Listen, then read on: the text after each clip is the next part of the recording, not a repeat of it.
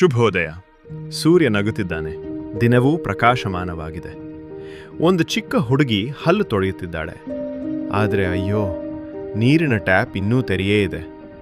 ಹತ್ತಿರದಲ್ಲೇ ಕೆಲವು ಮಕ್ಕಳು ನೀರಿನಿಂದ ಆಟವಾಡುತ್ತಿದ್ದಾರೆ.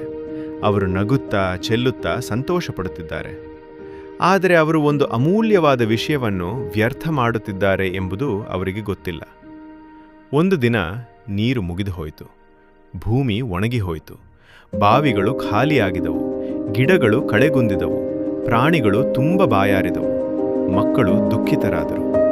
ಕುಡಿಯಲು ನೀರು ಇರಲಿಲ್ಲ. ಆಗ ಒಬ್ಬ ದಯಾಳು ಅಜ್ಜಿ ಮೃದುವಾಗಿ ಹೇಳಿದರು, ನೀರು ಎಂದರೆ ಜೀವ. ಪ್ರತಿ ಹನಿಯೂ ಪ್ರಕೃತಿಯ ವರ. ಮಕ್ಕಳು ತಾವು ವ್ಯರ್ಥ ಮಾಡಿದ ನೀರನ್ನು ನೆನಪಿಸಿಕೊಂಡರು. ಅವರ ಕಣ್ಣುಗಳಲ್ಲಿ ಕಣ್ಣೀರು ತುಂಬಿತು. ನಮ್ಮ ತಪ್ಪಾಗಿದೆ ಎಂದು ಅವರು ಹೇಳಿದರು. ನೀರಿನ ಮಹತ್ವ ನಮಗೆ ತಿಳಿದಿರಲಿಲ್ಲ. ಆ ದಿನದಿಂದ ಮಕ್ಕಳು ಬದಲಾಗಿದರು. ಅವರು ಟ್ಯಾಪ್ ಮುಚ್ಚಿದರು. ನೀರನ್ನು ಜಾಗೃತಿಯಿಂದ ಬಳಸಿದರು. ಪ್ರತಿಯೊಂದು ಹನಿಯನ್ನು ಉಳಿಸಿದರು. ನಿಧಾನವಾಗಿ ನದಿಗಳು ಮತ್ತೆ ಹರಿಯತೊಡಗಿದವು. ಗಿಡಗಳು ಹಸಿರಾಯಿತು. ಪ್ರಾಣಿಗಳು ಸಂತೋಷಪಟ್ಟವು. ಜಗತ್ತು ಮತ್ತೆ ನಗುತೊಡಗಿತು. ನನ್ನ ಮುದ್ದಾದ ಸ್ನೇಹಿತರೆ, ನೀರನ್ನು ಉಳಿಸಿ, ಜೀವವನ್ನು ಉಳಿಸಿ. ಪ್ರತಿಯೊಂದು ಹನಿಯೂ ಮಹತ್ವದ.